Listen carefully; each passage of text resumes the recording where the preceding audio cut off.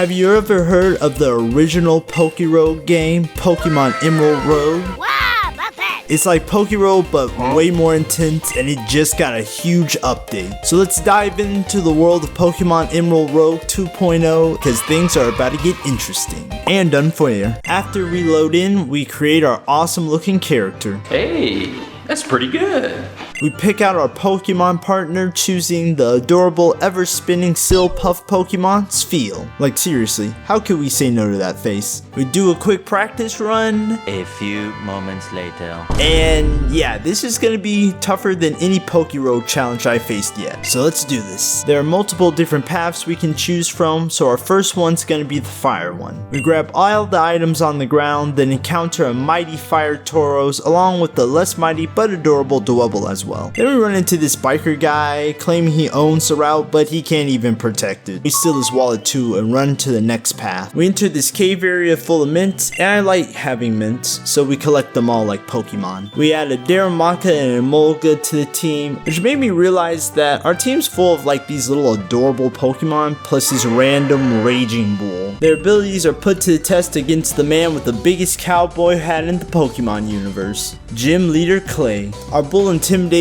his little Godzilla Jr. as it throws rocks out of fear, which only works us up. With a simple kick to the face, we beat it. His off-brand Beyblade spins into battle, so we rely on Spheel's cuteness to take it out. However, its eyes are closed, so it can't even see, and it's crushed by rocks, which is pretty bad, because unlike PokeRogue, once a Pokemon faints, it's automatically released, so this would be a goodbye to our little ball of joy. While we cried, Tauros flame charged right in, taking out that stupid spinning top. His last Pokemon's Golett, so our fiery little monkey comes in, taunting it with a sharp smile before biting it down. With the cowboy gone bust, we enter our next set of paths. We choose a mysterious shrine where a woman gives us a sacred ash which will be very useful later. Entering a grotto, we face a strong Ludicolo, which is perfect since we lost our only water type. Next is the battle prep area, which was useless because it broke. Suddenly our clumsy rival Bianca crashes into us, leading to a battle. Togedemaru, while adorable and spherical like our Spheel,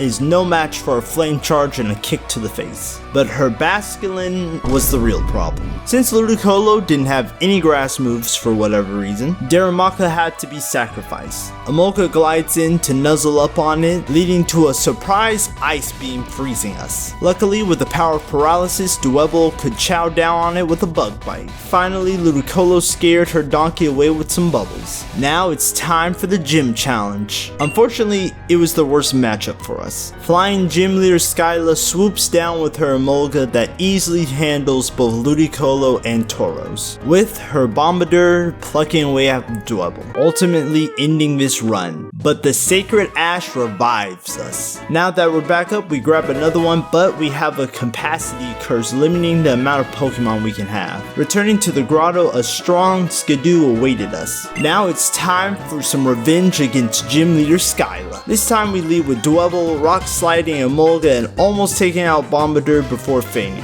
Our raging Fireball intimidates, then gets worked up before flame charging into the Stork, and to our luck, her last Pokemon, Yanma, stood no chance. We embark on a new path, facing off against a tough Clink.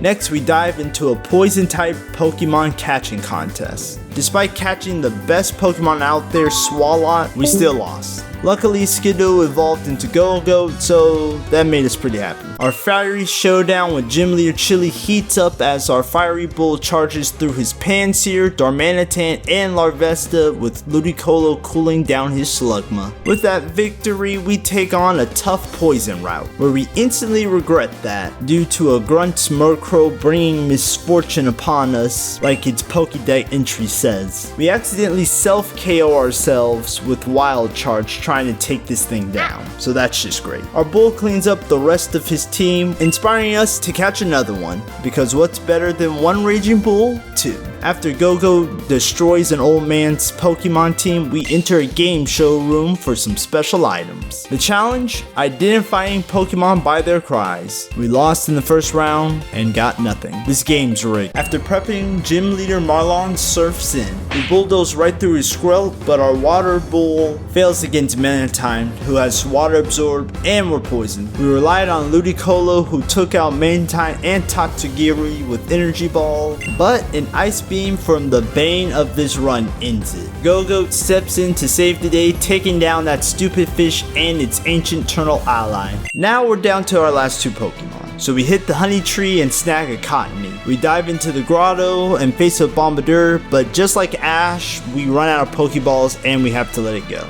On our way to resupply, our clumsy rival Bianca crashes into us, again, leading to a battle. Her team, especially that annoying fish, overwhelms us, so we have to play our trump card. Now that we're back to where we started, we choose a new path and catch the fluffiest dragon type around, Altaria. We hop back into the grotto and we face Electros, which is really great because it has no weaknesses, but we're forced to release Whimsicott. Our rival relocated, so we prep up for our gym challenge against the all-style, no-bite, bug-loving bird, is what I thought. His Scolipede rampages through half the team and Frostmoth ices us with Ice Beam. This is worse than playing PokeRogue.